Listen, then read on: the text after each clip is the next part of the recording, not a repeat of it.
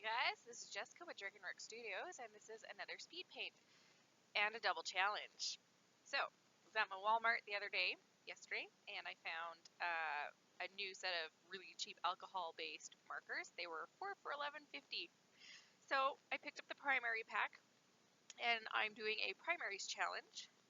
And at the same time, I'm doing a cheap art supplies challenge because seriously, $2.87 for an alcohol-based marker is super cheap.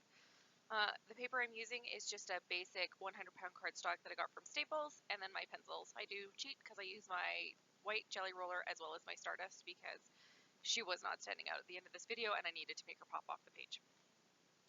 So this is just a little art trading card that I did of a random little anarchy punk rock girl.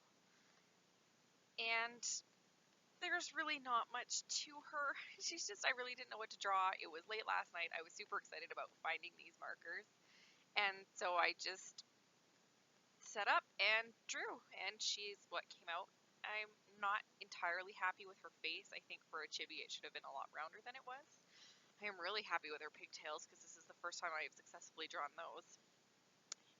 And yeah, the markers, so far with these ones I found that, as you can see on the right side there, they're all really kind of saturated except for the yellow. And so they didn't really blend well with each other, just in the fact that that blue is so dark and that red is so saturated that they just kind of overtake each other a lot. I did manage to find some common ground with the green and the red for shading, but the red and the blue just made black, which is fine. It worked out because I needed black in my piece. But I used the yellow for her skin tone. She kind of does a little Simpsons thing because the yellow didn't really blend with anything. It just got washed out no matter what I did with it. So I made it her skin tone, which is, yeah, she looks like a Simpsons character after a while. It's so yellow. You can see my hair flitting in periodically. I have a new setup that I'm trying with my webcam. I have a tiny little tripod, and I think I just had it too close to where I was. I also kept smacking the tripod with my pencil. It was getting really frustrating throughout this, so I need to get it a little bit of a taller one and zoom in differently, I think, so that I'm not constantly smacking my tripod and making it difficult. Like, it just made it really difficult to draw. I tried really hard too just to stay in this one angle. I didn't move the paper at all. I also found that was really difficult just because I've never done that before, and some of the angles are really hard to get on her hands, so I just simplified her hands.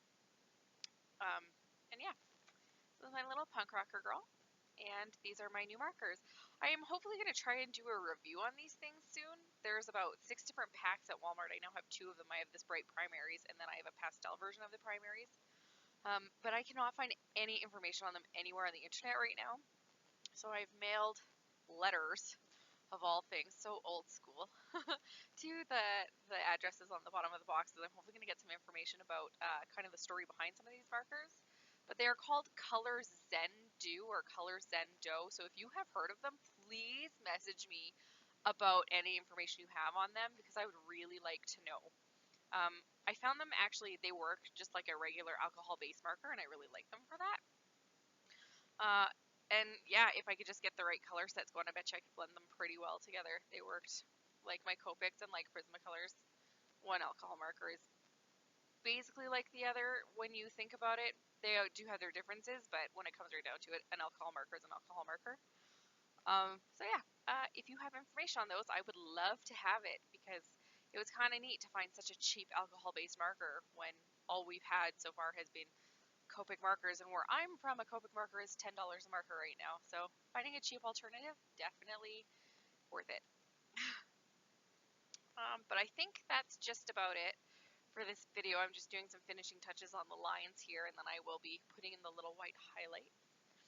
I hope you guys enjoyed this latest installment, and I look forward to seeing you all in my next video. Bye!